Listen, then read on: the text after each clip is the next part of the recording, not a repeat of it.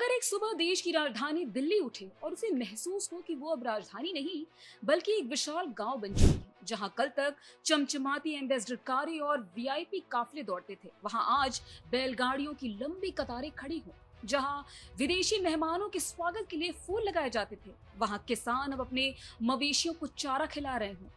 जहां संसद और राष्ट्रपति भवन के सामने देश की सबसे ताकतवर सरकार बैठती हो, वहीं कुछ ही दूरी पर लाखों किसान उपलों पर रोटियां सेक रहे हो। राजपथ, विजय चौक, इंडिया गेट, पूरा ल्यूटियंस दिल्ली इलाका एक विशाल किसान पंचायत में बदल गया हो। सरकार के सारे खुफिया तंत्र, दिल्ली पुलिस प्रशासन और खुद प्रधानमंत्री कार्यालय सिर्फ एक सवाल पूछ रहे हैं, आखिर ये क्या हुआ और कैसे?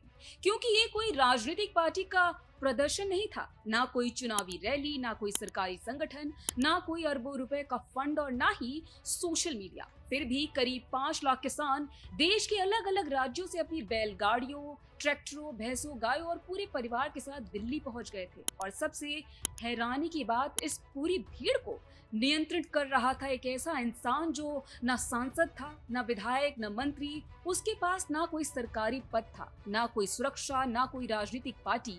उसके हाथ में सिर्फ एक लाठी थी, सिर पर हरी पगड़ी, चेहरे पर घनी मूछें, हुक्का पीने वाला, साधारण धोती कुर्ता पहनने वाला पश्चिमी उत्तर प्रदेश का एक ठेठ किसान, लेकिन दिल्ली की सत्ता उसके सामने झुकने वाली थी। उसका नाम था चौधरी महेंद्र सिंह टिकैत।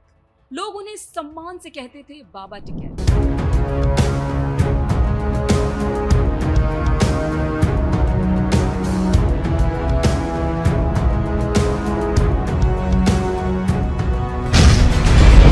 नमस्कार, मैं सुनीता। स्वागत है आपका दिल्ली लोकसभा की खास पेशकश सियासी किस्सा में। आज के इस किस्से में हम जानेंगे आखिर कौन थे बाबा महेंद्र सिंह टिकैत, कैसे एक गांव का किसान देश का सबसे प्रभावशाली किसान नेता बन गया, कैसे उन्होंने बिना चुनाव लड़े, बिना सांसद बने, बिना किसी राजनीतिक दल का हिस्सा बने, देश की सरकारों को बार बार झुकने पर मजबूर किया। क्या सचमुच 1988 का वोट क्लब आंदोलन भारत के इतिहास का सबसे सफल किसान आंदोलन था? क्या वजह थी कि राजीव गांधी, पीवी नरसिम्हा राव, मुलायम सिंह यादव और मायावती जैसी सरकारें उनसे सीधे टकराने से पहले कई बार सोची थी? और आखिर क्यों आज भी पश्चिमी उत्तर प्रदेश में उनका नाम किसानों के स्वाभिमान का प्रतीक माना जाता है? इन सभी सवालों के जवाब जानेंगे, लेकिन शुरुआत करते हैं उस गांव से जहां से ये पूरी कहानी शुरू हुई थी।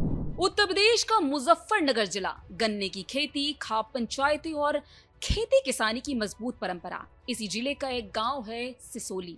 आज ये गांव पूरे देश में जाना जाता है, लेकिन आज से लगभग 90 साल पहले ये पश्चिमी उत्तर प्रदेश का एक सामान्य कृषि प्रधान गांव था। इसी गांव में सन 1935 में एक जाट किसान परिवार में जन्म हुआ महेंद्र सिंह टिकैत का। उनका परिवार बलियान खाप से जुड़ा हुआ था। बता दें कि पश्चिमी उत्तर प्रदेश की सामाजिक व्यवस्था में खाप पंचायतों की अपनी एक अलग भूमिका रही है। ये पंचायतें सिर्फ सामाजिक विवाद नहीं सुलझाती थी, बल्कि गांवों के बीच संवाद, सामूहिक निर्णय और संकट के समय नेतृत्व भी देती थी। बालियान खाप इन्हीं प्रभावशाली खापों में से एक मानी जाती थी। महेंद्र सिंह टिकैत ऐसे ही परिवार में पैदा हुए जहां नेतृत्व, सम्मान और जिम्मेदारी बचपन से ही जीवन का हिस्सा थी। लेकिन उनका बचपन ज्यादा आसान नहीं रहा। जब वो केवल 8 वर्ष के थे, तभी उनके पिता चौधरी चौहाल सिंह का निधन हो गया। एक बच्चे के सिर से पिता का साया उठ गया और यहीं से उनकी जिंदगी अचानक बदल गई।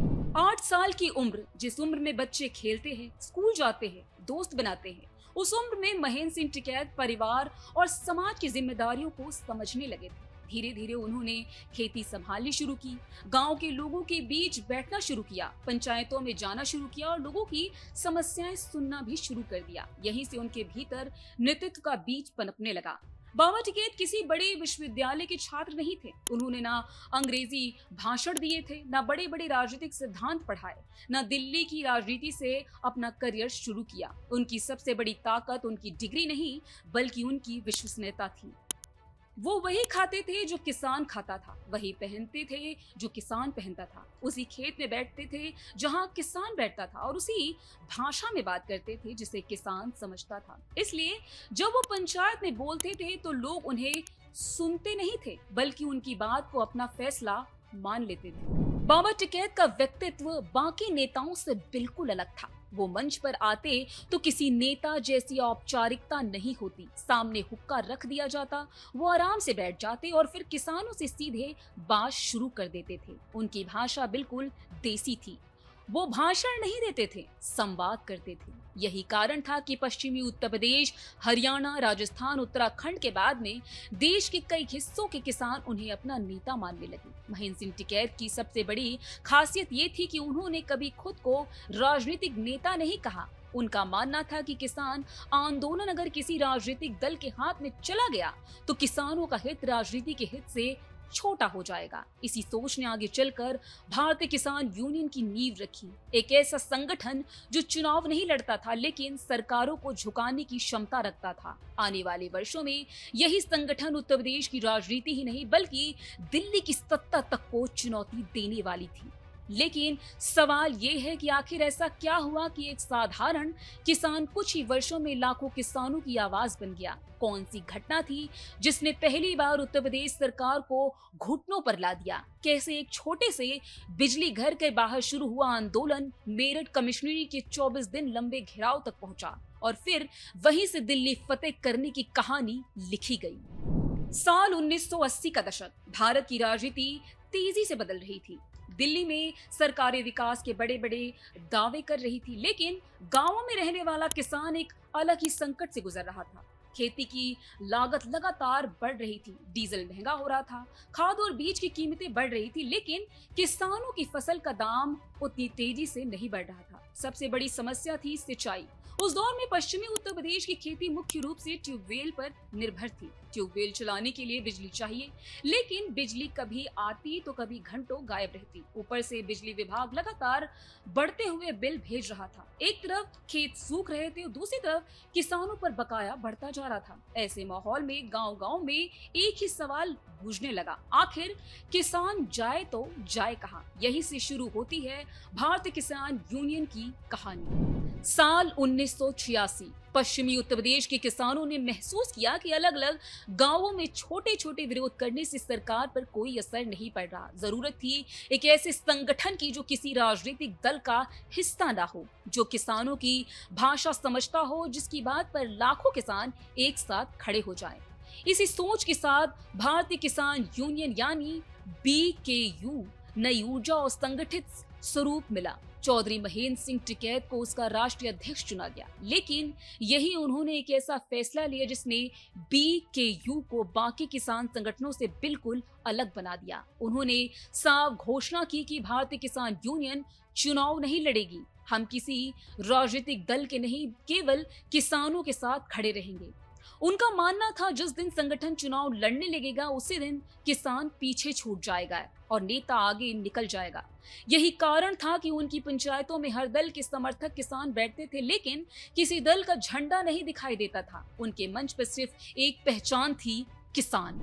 लेकिन संगठन बन जाने से सरकारें नहीं झुकती। सरकार तभी झुकती है जब उसे जनता की ताकत महसूस हो, और वो मौका जल्द ही आने वाला था। साल 1987 मुजफ्फरनगर जिले के करमखेड़ी बिजली घर से जुड़े इलाके से किसान बढ़े हुए बिजली बिलों और अनियमित बिजली आपूर्ति से बेहद परेशान थे। किसानों का कहना था, जब बिजली समय पर मिलती ही नहीं तो इतना भारी बिल किस बात का? खेतों में सिंचाई रुक रही थी, फसलें प्रभावित हो रही थी, लेकिन विभाग वसूली में कोई नरमी दिखाने को तैयार ही नहीं था। आखिरकार किसानों ने विरोध प्रदर्शन शुरू किया। धीरे धीरे ये प्रदर्शन एक बड़े आंदोलन में बदलने लगा। बाबा टिकैत खुद किसानों के बीच पहुंचे। उन्होंने किसानों से कहा, अगर अपनी बात मनमानी है तो एकजुट रहना होगा। हजारों किसान बिजली घर के आसपास जमा होने लगे। स्थिति तनावपूर्ण होती गई। इसी दौरान पुलिस और प्रदर्शनकारियों के बीच टकराव हुआ। गोली चली। इस गोलीबारी में 2 किसानों जयपाल और अकबर की मृत्यु हो गई। इन दोनों की मौत ने पूरे पश्चिमी उत्तर प्रदेश को झकझोर दिया। अब यह आंदोलन सिर्फ बिजली का नहीं रहा, ये किसानों के सम्मान का सवाल बन चुका था। सरकार को लगा था गोली चलने के बाद भीड़ डरकर घर लौट जाएगी, लेकिन हुआ ठीक इसका उल्टा। हर गांव से नए किसान निकलने लगे और बाबा टिकैत ने अगला कदम उठाया। एक ऐसा कदम जिसने उत्तर प्रदेश सरकार की नींद उड़ा दी। करमुखेड़े की घटना के बाद भारतीय किसान यूनियन ने मेरठ कमिश्नरी का घेराव करने का फैसला किया। मांगे साफ थी, बिजली की दरों में कमी, सिंचाई के लिए नियमित बिजली, गन्ना किसानों का बकाया भुगतान, फसलों का बेहतर मूल्य, किसानों पर दर्ज मुकदमों की समीक्षा। कुछ ही दिनों में मेरठ की ओर किसानों का कारवां चल पड़ा। कोई ट्रैक्टर पर था, कोई बैलगाड़ी पर, कोई पैदल तो कोई साइकिल से, लेकिन सभी की मंजिल एक ही थी, मेरठ कमिश्नरी। जब हजारों किसान वहां पहुंचे तो प्रशासन ने सोचा 2-4 दिन में थक कर लौट जाएंगे, लेकिन बाबा टिकैत की रणनीति कुछ और ही थी। उन्होंने कहा, धरना एक दिन का नहीं होगा, जब तक समाधान नहीं होगा तब तक किसान यहीं रहेगा। बस फिर क्या था, धीरे धीरे धरना स्थल एक स्थायी गांव में बदल गया। किसान अपने साथ चारपाइयां लाए, चूल्हे बनाए गए, महिलाएं खाना बनाने लगी, बच्चे भी वहीं रहने लगे। मवेशियों के लिए अलग जगह बनाई गई। दिन में पंचायत होती, रात में चौपाल लगती, कहीं हुक्के की गुड़गुड़ाहट तो कहीं लोकगीत। किसी ने इसे आंदोलन नहीं कहा, बल्कि चलता फिरता किसान समाज कहा। ये सिर्फ प्रदर्शन नहीं था, ये संदेश था, अगर किसान गांव छोड़ सकता है तो सरकार भी चैन से नहीं बैठ सकती। दिन बीतते गए, 2, 5, 10, 15, 20 और फिर 24 दिन। मेरठ की प्रशासनिक व्यवस्था लगभग ठहर गई, व्यापार प्रभावित हुआ, सरकारी कामकाज बाधित होने लगे। हर दिन मीडिया में इसी आंदोलन की चर्चा होने लगी। अब ये केवल मेरठ का मुद्दा नहीं था, पूरे उत्तर प्रदेश का सवाल बन चुका था। सरकार ने पहले अधिकारियों को भेजा, फिर मंत्रियों को, लेकिन बाबा टिकैत का जवाब एक ही था, बात आधी नहीं होगी, या तो पूरा समाधान या फिर आंदोलन जारी रहेगा। जब प्रशासन और अधिकारी समाधान निकालने में असफल रहे तो तत्कालीन मुख्यमंत्री वीर बहादुर सिंह को स्वयं हस्तक्षेप करना पड़ा। सरकार और किसान नेताओं के बीच बातचीत हुई, कई मांगों पर सहमति बनी, बिजली दरों में राहत, कुछ बकाया मामलों पर निर्णय और किसानों की अन्य समस्याओं पर कार्रवाई का भरोसा दिया गया। इसके बाद धरना समाप्त हुआ। ये बाबा टिकैत की पहली बड़ी राजनीतिक जीत थी। उन्होंने साबित कर दिया था कि बिना चुनाव लड़े भी जनता की ताकत से सरकार को बातचीत की मेज पर लाया जा सकता है। मेरठ आंदोलन खत्म हो चुका था, लेकिन देश भर के किसानों ने एक नई बात देख ली थी, अगर लाखों किसान एक साथ खड़े हो जाए तो सरकार झुक सकती है। यहीं से बाबा टिकैत पश्चिमी उत्तर प्रदेश के नेता नहीं बल्कि राष्ट्रीय किसान नेता बन गए। लेकिन उनकी असली परीक्षा अभी बाकी थी। सिर्फ 1 साल बाद उन्होंने ऐसा ऐलान किया जिसने दिल्ली की सत्ता को हिलाकर रख दिया। उन्होंने कहा, अब किसान दिल्ली जाएगा। और फिर 25 अक्टूबर 1988 की सुबह देश ने एक ऐसा नजारा देखा जो आज भी भारतीय लोकतंत्र के सबसे बड़े जन आंदोलनों में गिना जाता है। 25 अक्टूबर 1988 सुबह का समय, दिल्ली अपने रोजमर्रा के कामों में व्यस्त थी। साउथ ब्लॉक में अफसर फाइलें खोल रहे थे, नॉर्थ ब्लॉक में मीटिंग शुरू हो रही थी, संसद मार्ग पर सरकारी गाड़ियां दौड़ रही थी और प्रधानमंत्री राजीव गांधी के कार्यालय में भी एक सामान्य कार्य दिवस की शुरुआत हो चुकी थी। लेकिन कुछ ही घंटों बाद देश की राजधानी ने ऐसा दृश्य देखा जो शायद उसने पहले कभी नहीं देखा था।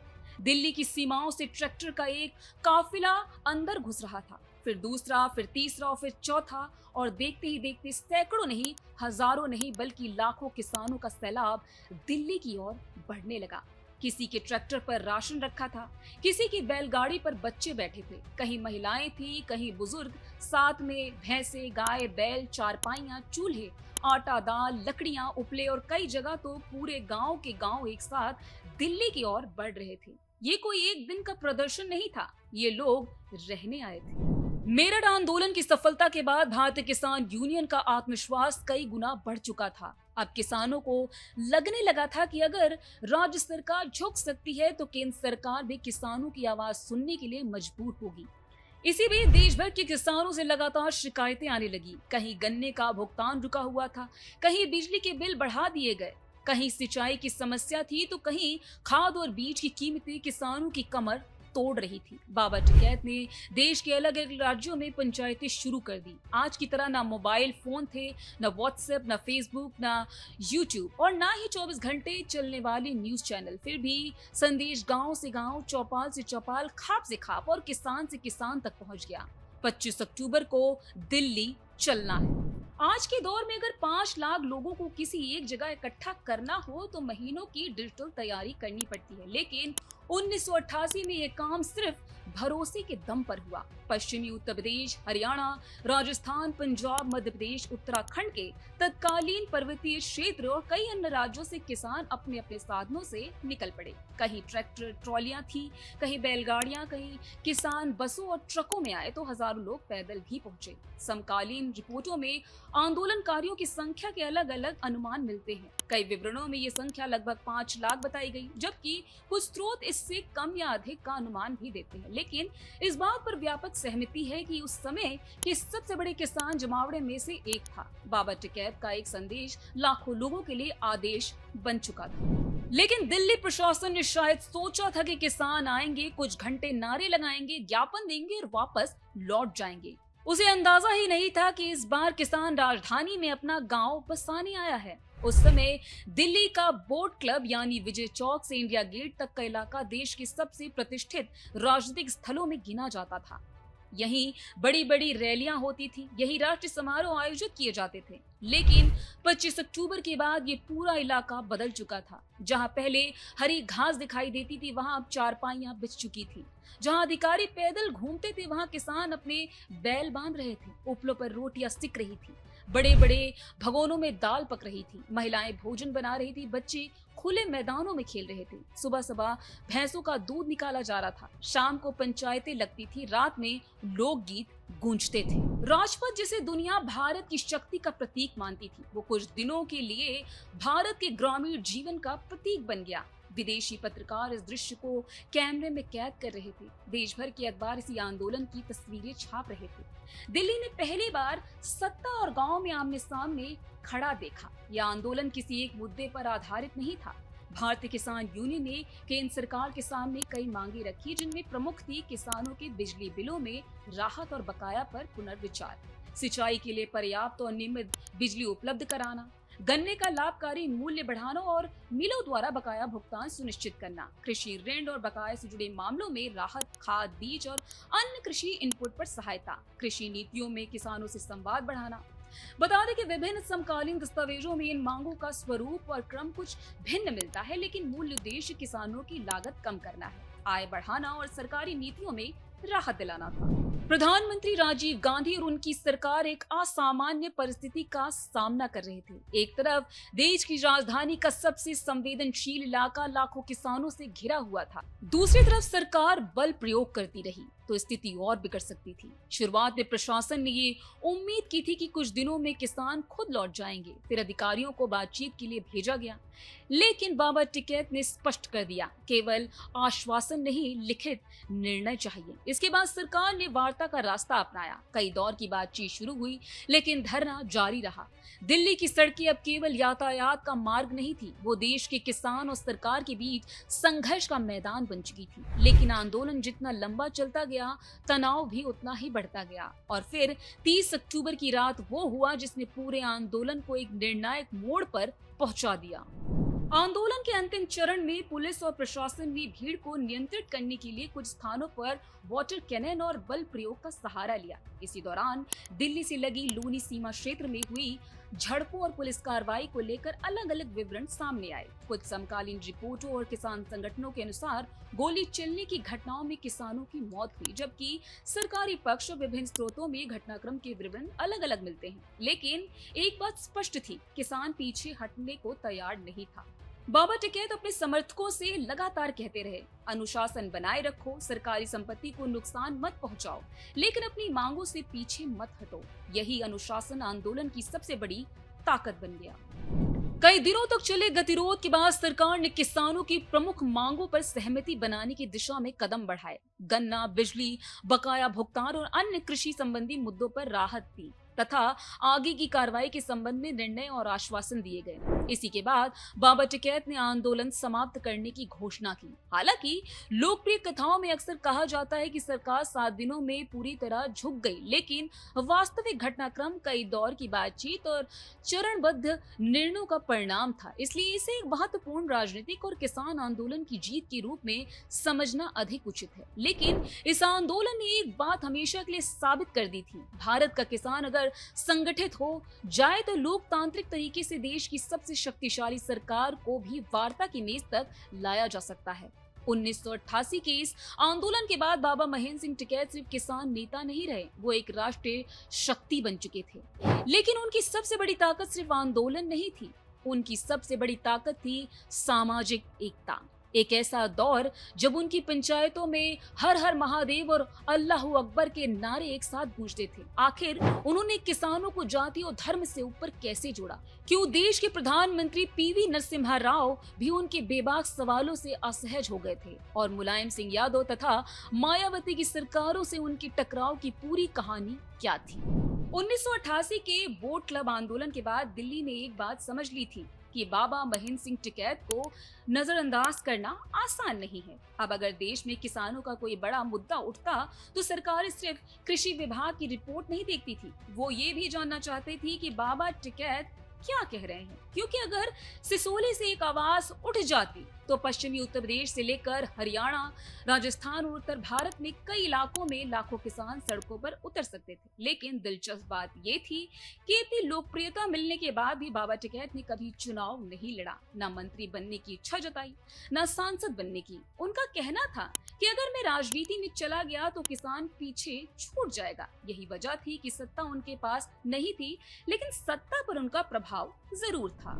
बाबा टिकैत का मानना था कि किसान की असली ताकत उसकी संख्या नहीं, उसकी ताकत है। वो अक्सर पंचायतों में कहते थे सरकारें बदलती रहेंगी, लेकिन किसान अगर बढ़ गया तो उसका नुकसान कोई नहीं रोक सकता। इसी सोच के कारण भारतीय किसान यूनियन में जाति और धर्म से ऊपर खेती को पहचान बनाया गया। उनकी पंचायतों में जाट, गुज्जर, त्यागी, दलित, मुस्लिम, सिख और अन्य किसान एक साथ बैठते थे। पश्चिमी उत्तर प्रदेश हमेशा से सामाजिक रूप से विविध लालाका रहा। यहाँ हिंदू और मुस्लिम किसान सदियों से एक दूसरे के पड़ोसी रहे। बाबा टिकैत का संदेश साफ था, खेती का कोई धर्म नहीं होता, पानी, बिजली और फसल का संकट सबका एक जैसा है। उनकी किसान सभाओं के मंच पर विभिन्न समुदायों के लोग महत्वपूर्ण भूमिकाएं निभाते थे। कई अवसरों पर पंचायतों की अध्यक्षता स्थानीय ग्रामीण नेतृत्व करता था, जबकि मंच संचालन में भी विभिन्न समुदायों के प्रतिनिधि शामिल रहते थे। इससे आंदोलन को व्यापक सामाजिक समर्थन मिलता था। लेकिन बाबा टिकैत केवल किसानों की पंचायतों में बेबाक नहीं थे।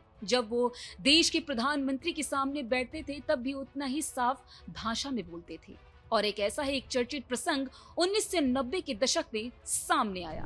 साल 1992 देश शेयर बाजार के बड़े घोटाले से हिल गया था।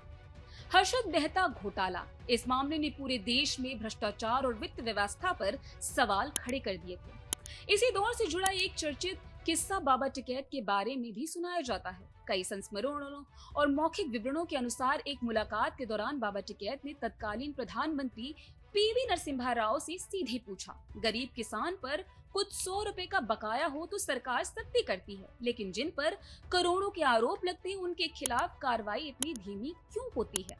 लोकप्रिय कथाओं में इस प्रसंग को और भी तीखे शब्दों में सुनाया जाता है, जिनमें हर्षद मेहता द्वारा रिश्वत दिए जाने के आरोपों का उल्लेख मिलता है। ध्यान रहे कि ये आरोप उस समय राजनीतिक विवाद का विषय रहे, अदालत में सिद्ध नहीं हुए, इसलिए इन्हें स्थापित तथ्य के रूप में नहीं बल्कि उस समय की राजनीतिक बहस के संदर्भ में देखना चाहिए। लेकिन इस घटना ने एक बात जरूर दिखा दी, बाबा टिकैत प्रधानमंत्री से भी बिना झिझक सवाल पूछने वाले किसान नेता थे। अब बात साल 1995 की। उत्तर प्रदेश की राजनीति लगातार उथल पुथल के दौर से गुजर रही थी। किसानों के कई मुद्दों को लेकर भारतीय किसान यूनियन फिर से सक्रिय थी। इसी दौरान बाबा टिकैत और तत्कालीन मुख्यमंत्री मुलायम सिंह यादव की सरकार के बीच तनाव बढ़ गया। आंदोलनों और प्रशासनिक कार्रवाई के बीच बाबा टिकैत को गिरफ्तार कर लिया गया। सरकार को उम्मीद थी कि आंदोलन कमजोर पड़ जाएगा, लेकिन हुआ ठीक उल्टा। जैसे ही गिरफ्तारी की खबर फैली, पश्चिमी उत्तर प्रदेश के कई जिलों में किसानों ने विरोध शुरू कर दिया। सिसौली, शामली, मुजफ्फरनगर, मेरठ, बागपत और आसपास के क्षेत्रों में पंचायतों का दौर शुरू हो गया। उस समय की राजनीतिक चर्चाओं में ये भी दावा सामने आया है कि कई जनप्रतिनिधियों ने सरकार पर दबाव बनाने के लिए इस्तीफे की चेतावनी दी थी। हालांकि 67 विधायकों द्वारा इस्तीफा देने का दावा विभिन्न स्रोतों में मिलता है, लेकिन इसके दस्तावेजी प्रमाण सीमित हैं, इसलिए इसे एक प्रचलित राजनीतिक दावा माना जा सकता है। बढ़ते दबाव के बीच सरकार ने बाबा टिकैत को रिहा कर दिया। इस घटना ने एक बार फिर साबित किया कि उनकी ताकत किसानों का विश्वास थी, न कि कोई सरकारी पद। लेकिन ये उनकी आखिरी बड़ी लड़ाई नहीं थी। करीब एक दशक बाद उत्तर प्रदेश की राजनीति में एक और बड़ा टकराव हुआ। इस बार सामने थी मुख्यमंत्री मायावती। साल 2008 बिजनौर में किसान सभा के दौरान बाबा टिकैत के एक भाषण को लेकर विवाद खड़ा हो गया। उनके खिलाफ अनुसूचित जाति एवं अनुसूचित जनजाति अधिनियम के तहत मामला दर्ज किया गया। प्रशासन ने उनकी गिरफ्तारी की तैयारी शुरू कर दी। जब पुलिस सिसोली गांव पहुंची तो बड़ी संख्या में किसान गांव में इकट्ठा हो गए। स्थिति तनावपूर्ण हो गई। हालांकि किसान नेताओं ने शांति बनाए रखने की अपील की। लंबे गतिरोध के बाद बाबा टिकैत ने कानूनी प्रक्रिया का पालन करते हुए अदालत के सामने आत्मसमर्पण कर दिया और बाद में उन्हें जमानत मिल गई। इस पूरे घटनाक्रम में एक बार फिर दिखाया कि वो टकराव की राजनीति से अधिक जन समर्थन और संगठन की ताकत पर भरोसा करते थे। अच्छा, इन सब मुख्यमंत्रियों और प्रधानमंत्रियों से टकराव के बीच चौधरी महेंद्र सिंह टिकैत के कुछ दिलचस्प किस्से भी हैं, जो आज भी गाहे बगाहे जीवंत हो जाते हैं। बाबा टिकैत हमेशा जमीन से जुड़े नेता रहे। वो सिर पर अंगोछा, कुर्ता धोती और पैर में देहाती जूती पहनते थे। हवाई जहाज से सफर के दौरान उनके साथ हुई दो बेहद मशहूर और दिलचस्प घटनाएं हमेशा याद की जाती हैं। पहला किस्सा, जब प्लेन में ही सुलगा लिया हुक्का। बाबा टिकैत को हुक्का पीने का बहुत शौक था। हुक्का उनकी पहचान का अहम हिस्सा था। चाहे किसी मुख्यमंत्री की बैठक हो या प्रधानमंत्री से मुलाकात, उनका हुक्का हमेशा उनके साथ रहता था। एक बार जब उन्हें किसी जरूरी कार्यक्रम में शामिल होने के लिए हवाई जहाज से जाना पड़ा तो वो अपने साथ हुक्का और चिलम लेकर ही सिक्योरिटी चेकिंग में पहुंच गए। चेकिंग पर हड़कंप मच गया। हवाई अड्डे यानी एयरपोर्ट के अधिकारियों ने जब उनके बैग में हुक्का देखा तो उन्हें रोक दिया और समझाया कि हवाई जहाज में आग या धुआं उत्पन्न करने वाली चीजें जैसे हुक्का, माचिस, बीड़ी ले जाना सख्त मना है। बाबा टिकैत ने अधिकारियों से अपनी देसी भाषा में कहा, अरे भाई, हमारा तो इसके बिना काम नहीं चलता। हमें तो जब तलब लगे तो घूंट खींच पड़ते हैं। ये कोई बंदूक थोड़ी है किसी को मार दे। जब अधिकारियों ने बहुत हाथ जोड़कर फ्लाइट सेफ्टी रूल्स का हवाला दिया, तब जाकर बाबा ने बहुत बेदिली से अपना हुक्का बाहर छोड़ा और प्लेन में सवार हुए। कहा जाता है कि प्लेन में उड़ान भरने की कुछ देर बाद ही बाबा को हुक्के की याद सताने लगी। उन्होंने एयर होस्टेस को बुलाकर बड़े ही सहज अंदाज में पूछ लिया, बेटी जरा आग का इंतजाम करवा दे, चिलम सुलगानी है। एयर होस्टेस और आसपास बैठे यात्री ये सुनकर हैरान रह गए। बाद में जब सहयात्रियों ने उन्हें समझाया कि प्लेन में धुआं उठने पर अलार्म बज जाता है और प्लेन की इमरजेंसी लैंडिंग करानी पड़ सकती है, तब बाबा हंस पड़े और बोले, अरे राम, ये तो बड़ा आफत का काम है। अब बात करते हैं दूसरे किस्से की। उड़ाने वाले से जरा कहो, जरा नीचे चलावे। एक और बार जब बाबा टिकैत हवाई जहाज से यात्रा कर रहे तो प्लेन जब बादलों के बीच बहुत ऊंचाई पर पहुंचा और थोड़ा हिला तो उनके साथ मौजूद लोग थोड़े घबरा गए। बाबा टिकैत ने खिड़की से बाहर देखा कि नीचे सिर्फ बादल ही बादल दिख रहे हैं और जमीन, खेत खलियान कुछ भी नजर नहीं आ रहे। उन्होंने तुरंत अपनी देसी भाषा में प्लेन के क्रू मेंबर से कहा, अरे भैया, अपने ड्राइवर से कहो कि इतने ऊपर उड़ाने की क्या जरूरत है, जरा नीचे नीचे उड़ाए ताकि नीचे हमारे खेत, ढोर, डांगर और गांव तो दिखाई देते रहें। ऊपर कुछ हो गया तो उतरेंगे कहां? उनकी ये बात सुनकर प्लेन में मौजूद सभी लोगों, क्रू मेंबर्स हंसी रोक नहीं पाए। बाबा महेंद्र सिंह टिकैत का ये अंदाज कोई दिखावा नहीं था, वो वास्तव में वैसे ही थे। बनावट से दूर, छल कपट से परे और पूरी तरह जमीन से जुड़े हुए। उन्होंने साबित किया कि इंसान चाहे लुटेंस दिल्ली के बोट क्लब पहुंच जाए या आसमान में प्लेन में उड़ा रहा हो, उसे अपनी जड़ें, अपनी देहाती पहचान और अपनी सादगी कभी नहीं भूलनी चाहिए। अगर उनके पूरे जीवन का विश्लेषण किया जाए तो उनकी सबसे बड़ी ताकत न भाषण थी, न राजनीतिक दल, न धन और न ही सत्ता। उनकी असली ताकत थी विश्वास।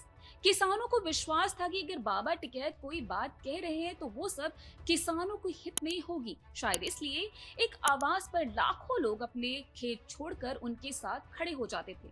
लेकिन समय बदल चुका था। 15 मई 2011 पश्चिमी उत्तर प्रदेश के सिसोली गांव में सुबह का माहौल सामान्य नहीं था। गांव की गलियों में असामान्य सन्नाटा पसरा हुआ था। चौपालों पर जहां रोज हुक्के की गुड़गुड़ाहट सुनाई देती, वहां आज लोग खामोश बैठे थे। धीरे धीरे खबर पूरे देश में फैल चुकी थी। बाबा महेंद्र सिंह टिकैत नहीं रहे। हड्डियों के कैंसर से लंबी लड़ाई लड़ने के बाद करीब 76 वर्ष की आयु में भारत के सबसे प्रभावशाली किसान नेताओं में से एक इस दुनिया को अलविदा कह चुके थे। लेकिन क्या सचमुच उनके जाने के साथ उनका आंदोलन भी खत्म हो गया, या उन्होंने ऐसा विचार छोड़ दिया जो आज भी देश की राजनीति को प्रभावित करता है?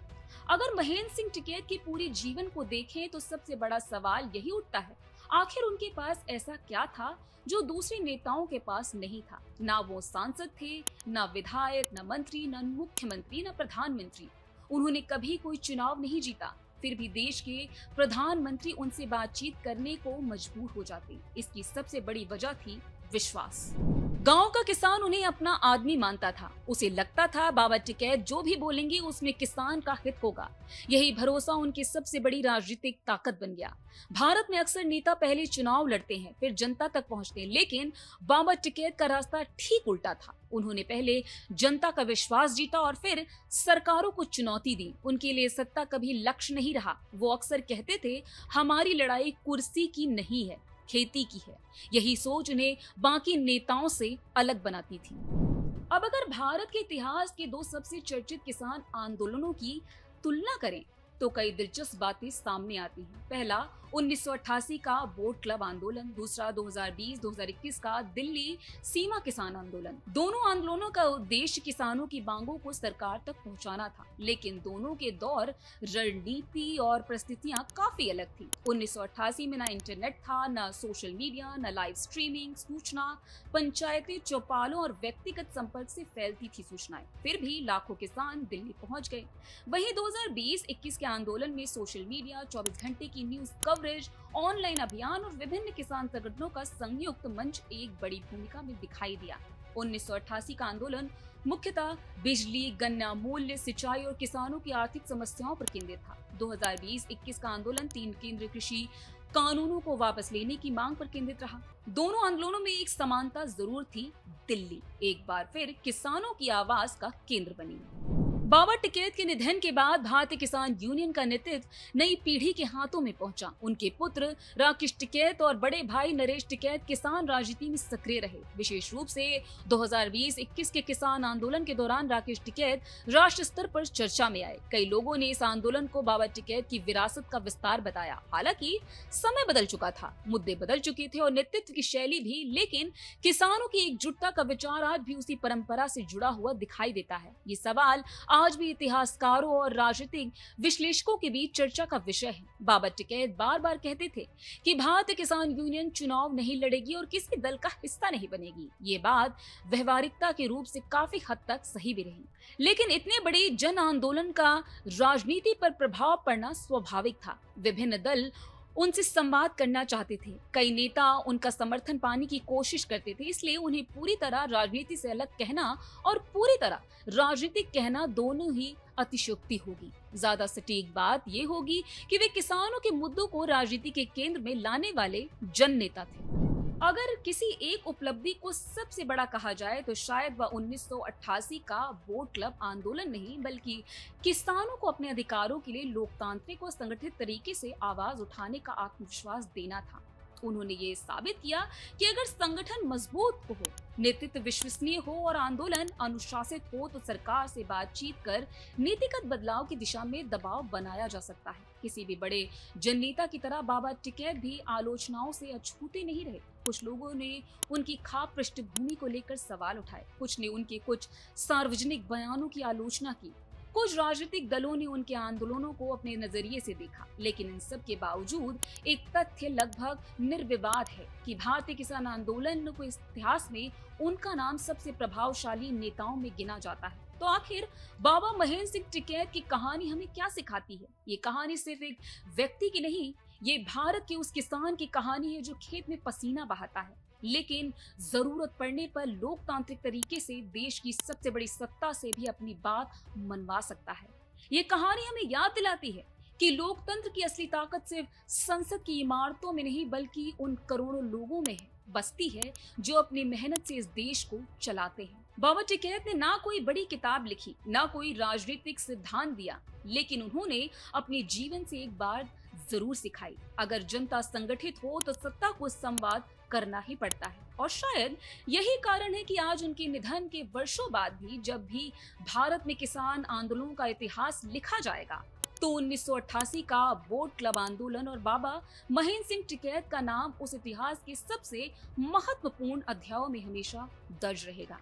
अगर आपको ये किस्सा पसंद आया हो तो वीडियो को लाइक जरूर करें और अपने विचार कमेंट में लिखें और बताएं क्या बाबा महेंद्र सिंह टिकैत भारतीय इतिहास के सबसे प्रभावशाली किसान नेता थे।